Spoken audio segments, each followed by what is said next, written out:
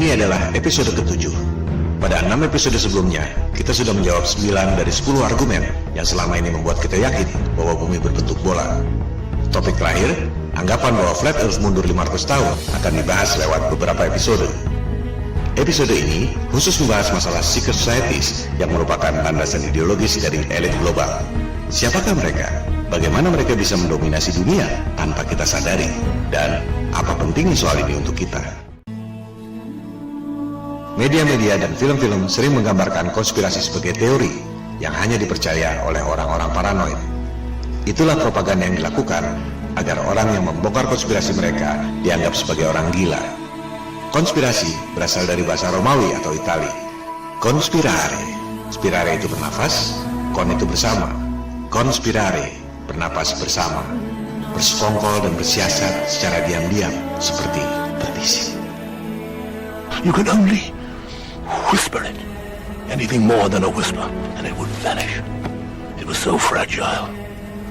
And I fear that it will not survive the winter. Maximus, let us whisper now, together, you and I.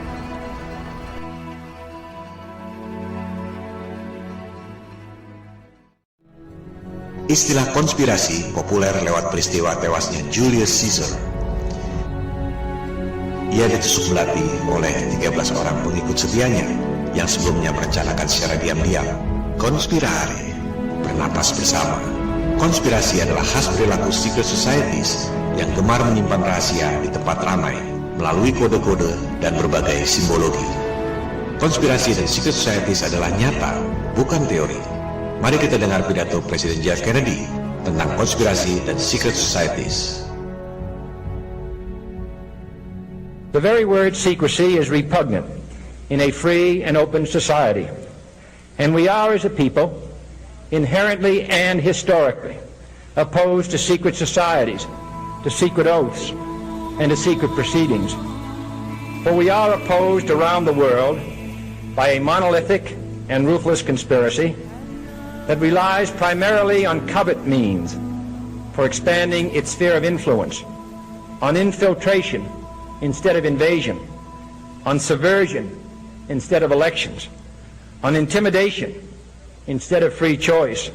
It is a system which has conscripted vast human and material resources into the building of a tightly knit, highly efficient machine that combines military, diplomatic, intelligence, economic, scientific, and political operations.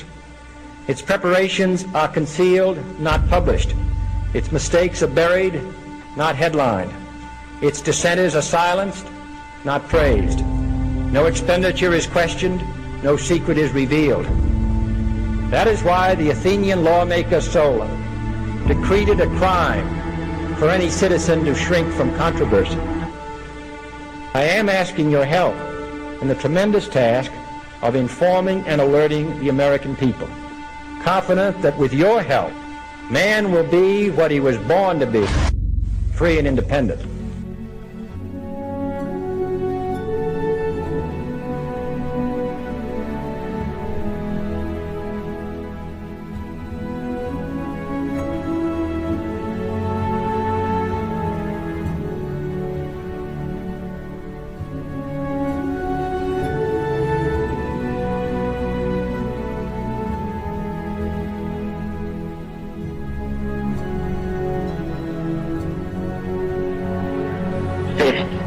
Social justice.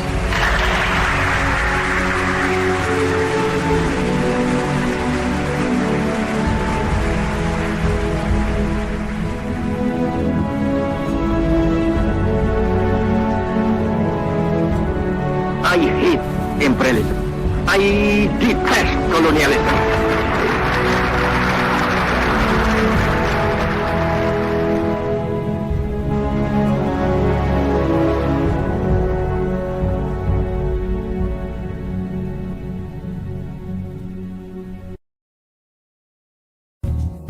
Kita sudah mendengar pidato JFK. Konspirasi dan secret societies adalah nyata, bukan teori. Dunia tak seperti yang kita kira. Mari kita tes persepsi kita versus realitas yang sebenarnya. Persepsi, Amerika Serikat, Jepang, Inggris, Prancis adalah negara-negara yang kuat perekonomiannya. Betul? Mari kita lihat situs worlddebtclock.org. Di situ tercantum hutang-hutang setiap negara, berubah setiap detik sesuai tingkat suku bunga. Tercantum pula GDP atau pendapatan kotor domestik dan jumlah penduduk. Supaya lebih mudah dicerna, kita masukkan angka-angka itu dan kita buatkan tabelnya. Kita lihat, negara yang hutangnya paling banyak di dunia adalah Amerika Serikat. Hutangnya 19,1 triliun dolar. Disusul oleh Jepang, China, Jerman, Prancis, Inggris. Kita masukkan pula Indonesia, Singapura, Malaysia, dan Rusia. Tabel seperti ini tak ada di Google atau YouTube. Anda harus membuatnya sendiri. Coba Anda pikirkan, negara-negara maju itu utang pada siapa? Siapa yang lebih kaya dari negara-negara sehingga mampu memberi utang pada negara-negara? Kalau Amerika Serikat disebut superpower, yang memberi utang itu berarti lebih superpower dari Amerika Serikat. Hutang Amerika Serikat 19,1 triliun dolar. Kita lihat laporan Bank Sentral Federal Reserve. Jumlah dolar dalam peredaran 1,4 triliun dolar. Berarti Amerika Serikat hutangnya 13 kali dari jumlah dolar dalam peredaran. Indonesia sama saja. Hutangnya 5.400 triliun rupiah, jumlah rupiah dalam peredaran 528 triliun rupiah. Indonesia hutangnya lebih dari 10 kali jumlah rupiah dalam peredaran. Mungkin agak sulit mencerna angka-angka itu, karena dalam US dollar dan jumlahnya kelewat besar. Oke, kita permudah. Kita rupiahkan dan kita bagi dengan jumlah penduduk masing-masing. Ternyata hutang per penduduk yang paling besar jumlahnya adalah Jepang, disusul Amerika Serikat, dan seterusnya. Indonesia hutangnya 20,6 juta per penduduk. Artinya semua penduduk Indonesia dari bayi sampai kakek nenek rata-rata punya utang 20,6 juta rupiah per orang. Kalau di rumah Anda ada 5 orang, baik yang tinggal di rumah mewah ataupun di kolong jembatan, hutangnya 103 juta rupiah per keluarga. Padahal Anda tak pernah menerima uangnya. Itu masih mending. Jepang lebih hancur lagi. Satu orang menanggung utang 932,6 juta rupiah. Amerika Serikat, satu orang menanggung utang 788,3 juta rupiah. Mungkin ada yang mengatakan pendapatan mereka juga besar. Oke, kita bandingkan hutang per kapita dengan GDP per kapita. Meski sebenarnya GDP itu termasuk pendapatan perusahaan asing di negara yang bersangkutan, sebenarnya kurang tepat untuk menggambarkan pendapatan per penduduk. Untuk mudahnya, dalam bahasa awam, GDP ini kita sebut saja pendapatan kotor. Kita lihat, pendapatan kotor per penduduk versus hutang per penduduk. Jepang nomor 1, hutangnya satu orang 217% dari pendapatannya. Amerika Serikat nomor 2, hutangnya satu penduduk 106% dari pendapatannya. Indonesia masih mendingan, hutang per penduduk 46,7% dari pendapatannya. Inilah kelakuan elit global. Grand design-nya adalah membangkrutkan semua negara di dunia, menghancurkan semua agama di dunia, agar tunduk pada tatanan dunia baru, New World Order. Mereka sudah melakukan ini selama 250 tahun terakhir. Mereka percaya bahwa mereka adalah orang-orang terpilih yang mendapat pencerahan dari Lucifer, sang iblis. Mereka percaya bahwa mereka ditakdirkan untuk menjadi Tuhan di dunia, dan umat manusia sedunia lainnya menjadi budak-budaknya. Ideologi ini sudah ada sepanjang sejarah umat manusia. Mereka adalah titisan doktrinal dari Raja Nimrod yang membangun menara Babel menjulang tinggi ke langit untuk menantang Tuhan yang menciptakan banjir Nuh. Cara mereka memandang dunia dan kehidupan sangat beda dengan kita. Yang kita bilang iblis, mereka bilang Tuhan. Yang kita bilang pembunuhan yang keji, mereka bilang ritual kurban yang suci. Mereka adalah antitesis dari kita. The Antichrist, bahasa Arabnya Al-Masih Ad-Dajjal. Alirannya disebut Freemason, New Age. Dulunya disebut Mystery School. Itulah cikal bakal secret societies, bersembunyi di tempat ramai, seperti iblis di kegelapan yang siap memangsa manusia. Tokoh Mystery Schools modern yang paling berpengaruh ajarannya adalah Madame Blavatsky, seorang cenayang asal Rusia. Anda lihat judul bukunya, The Secret Doctrine, gabungan dari sains, agama, dan filsafat. Anda ingat Hitler mengatakan bangsa Jerman adalah bangsa pilihan keturunan bangsa Arya? Pernahkah Anda pikir bagaimana mungkin orang bule Jerman mengaku keturunan bangsa Arya, bahasa Sanskerta? Jika Anda perhatikan, bahkan logo Nazi pun bernama swastika, Sanskerta. Itulah pengaruh Blavatsky lewat bukunya The Secret Doctrine. Nazi didirikan oleh Thule Society, penganut aliran mistik Blavatsky. Jika di Jerman aliran Blavatsky berkembang menjadi Thule Society, pendiri partai Nazi, di Amerika Serikat ajaran Blavatsky berkembang menjadi sekte The Order of Death. Simbolnya tulang tengkorak. Oleh sebab itu, orang lebih mengenalnya dengan sebutan sekte Skull and Bones. George Bush, baik yang senior maupun yang junior, dua presiden Amerika Serikat, adalah anggota sekte Skull and Bones di Yale University.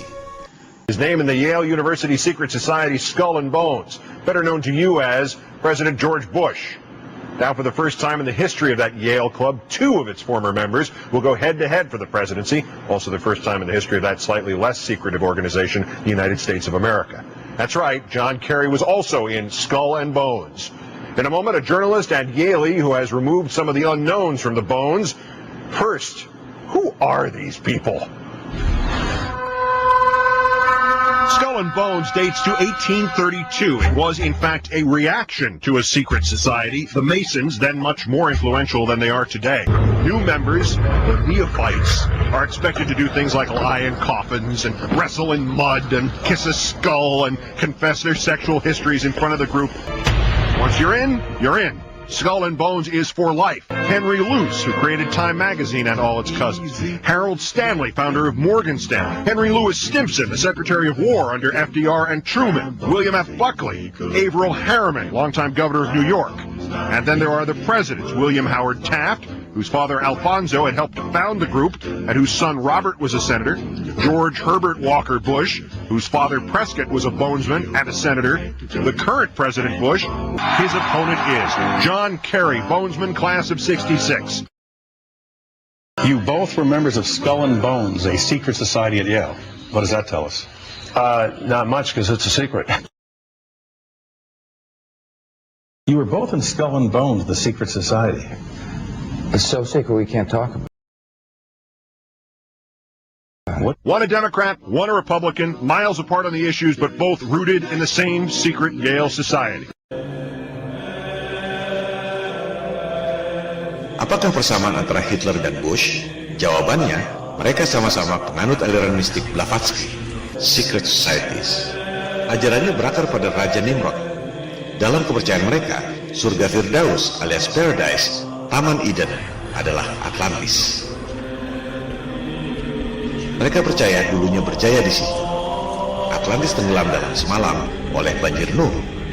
Sebagian kecil orang selamat dan membangun peradaban baru di Sumeria, Mesopotamia, bangsa Babilonia kuno. Oleh sebab itulah Nimrod membangun menara Babel, menjulang tinggi ke langit untuk menantang Tuhan yang menciptakan banjirnya. Mereka memang membenci ketuhanan dan agama-agama. Ini sudah berlangsung ribuan tahun. Jangan heran jika ada sekelompok orang yang memang betul-betul ingin menghancurkan agama-agama di dunia. Jangan heran jika ada kelompok yang memang ingin mengganti ketuhanan dengan Tuhan palsu berkedok sains modern.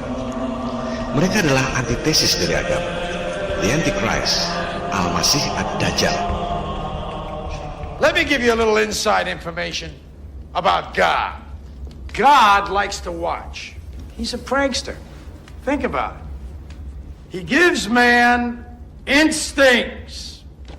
He gives you this extraordinary gift, and then what does he do? I swear, for his own amusement, his own private cosmic gag reel, he sets the rules in opposition. It's the goof of all time. Look, but don't touch. Touch, but don't taste. Taste, don't swallow. And while you're jumping from one foot to the next, what is he doing? He's laughing his sick fucking ass off. He's a tight ass. He's a sadist. He's an absentee landlord. Worship that? Never. Ribuan tahun yang lalu, aliran ini berkembang secara sembunyi-sembunyi. Mystery schools, secret societies, ritual di gua-gua. Bank of England, bank sentral negara Inggris, dibangun di atas kuil pemujaan Dewa Mitra. Itulah secret societies. Anda mungkin ingat tokoh ini, Merovingian dalam film The Matrix. Merovingian adalah raja Prancis pertama, abad ke-5. Ia mengaku keturunan Nabi Isa alias Jesus, hasil perkawinan dengan Maria Magdalena. Mystery schools, secret societies, the Antichrist. Akar historis, ideologis, dan belief system secret societies yang tergabung dalam elit global bermula 4200 tahun yang lalu. Raja Nimrod alias Namrud adalah antitesis dari Nabi Ibrahim. Mereka hidup di zaman yang sama. Jika Nabi Ibrahim dikenal sebagai bapak monoteisme atau ketuhanan yang Maha Esa alias Tauhid, Raja Namrud adalah antitesisnya, penyembah berhala, penyembah iblis, Lucifer, the Antichrist. Nabi Ibrahim dibakar hidup-hidup oleh Nimrod, tapi atas mujizat Tuhan, Nabi Ibrahim tidak merasakannya. Meski menara Babel akhirnya hancur, ajaran Nimrod tetap hidup, berkembang secara sembunyi-sembunyi. Mystery schools, secret societies. Di abad ke-5 Masehi, tercatat Merovingian, dinasti Raja Prancis pertama, menganut aliran ini. 600 tahun kemudian, masih di Prancis, sekitar tahun 1090, aliran ini dikembangkan oleh Godefroy de Bouillon menjadi sebuah sekte bernama The Poor Fellow Soldiers of the Christ of the Temple of Solomon, disingkat Knights Templar. Knights Templar adalah sekte penyembah iblis. Mereka bukan tentara Kristen beneran. Inisiasinya dilakukan dengan meludahi salib, the Antichrist. Dari namanya saja, jelas terlihat bahwa sekte ini berorientasi pada Temple of Solomon atau kuil Nabi Sulaiman di Yerusalem, tempat dulu disemayamkannya the Ark of the Covenant atau tabut Nabi Musa. Knights Templar terobsesi dengan tabut itu. The Ark adalah tempat untuk menyimpan batu bertuliskan 10 perintah Tuhan. The Ark dikenal sebagai benda supranatural tertinggi dalam sejarah umat manusia. Referensi mengenai The Ark bisa Anda lihat di Alkitab Taurat, Alkitab Zabur atau Mazmur, Alkitab Injil, dan Kitab Suci Al-Quran. Mungkin Anda pernah menonton film Indiana Jones, Raiders of the Lost Ark. Memang seperti itu yang digambarkan dalam kitab-kitab suci. The Ark memancarkan pilar-pilar awan, pilar cahaya, dan pilar api. Bahkan dikisahkan bahwa The Ark dapat membuat aliran sungai Yordan berhenti, persis seperti Nabi Musa membelah Laut Merah. Padahal, ketika di sungai Yordan itu, Nabi Musa sudah wafat. Ketika akhirnya Nabi Daud berhasil membangun kerajaan di Palestina, ia memerintahkan putranya, Nabi Sulaiman, untuk membuat kuil khusus guna menyimpan The Ark. Maka dibangunlah Temple of Solomon oleh Nabi Sulaiman. Lokasi Temple of Solomon adalah di Temple Mount atau Bait Suci alias Al-Haram Asy-Syarif atau tempat suci yang mulia. Itu adalah tempat suci bagi 3 agama, Yahudi, Kristen, dan Islam. Temple of Solomon atau disebut juga Bait Allah dibangun khusus untuk satu tujuan, menyimpan the Ark of Covenant. Maka disimpanlah tabut itu di atas sebuah batu dan dibuatkan kamar khusus, the Holy of Holies, yang suci dari yang suci. Batu tempat menyimpan the Ark itu disebut As-Sakrah. Saat ini, batu As-Sakrah ada di dalam Masjid Al-Sakrah atau Dome of the Rock. Lokasinya di seberang Masjid Al-Aqsa. Batu As-Sakrah ini, tempat dulu disemayamkannya tabut Nabi Musa, juga dipercaya sebagai tempat di mana Nabi Muhammad menjalankan Mi'raj melewati langit ke-7. Ketika awal-awal umat Islam menjalankan ibadah sholat, kiblatnya adalah Yerusalem, di Baitul Maqdis itu. Baru kemudian ketika di Madinah, turun wahyu yang memerintahkan pindah kiblat ke Ka'bah. Luar biasa, kota suci 3 agama. Temple of Solomon dibangun oleh Nabi Sulaiman sekitar tahun 900 sebelum Masehi. The Ark of Covenant hanya bertuah jika ada orang yang memiliki derajat spiritual yang sangat tinggi, seperti Nabi Musa, Nabi Daud, Nabi Sulaiman, dan lain-lain. Dalam bahasa awam, harus ada kuncennya. Jika tak ada holy man, maka tabut itu hanya peti biasa yang tak ada tuahnya. Itu sebabnya Temple of Solomon bisa dihancurkan oleh Raja Nebukadnezar II 300 tahun kemudian.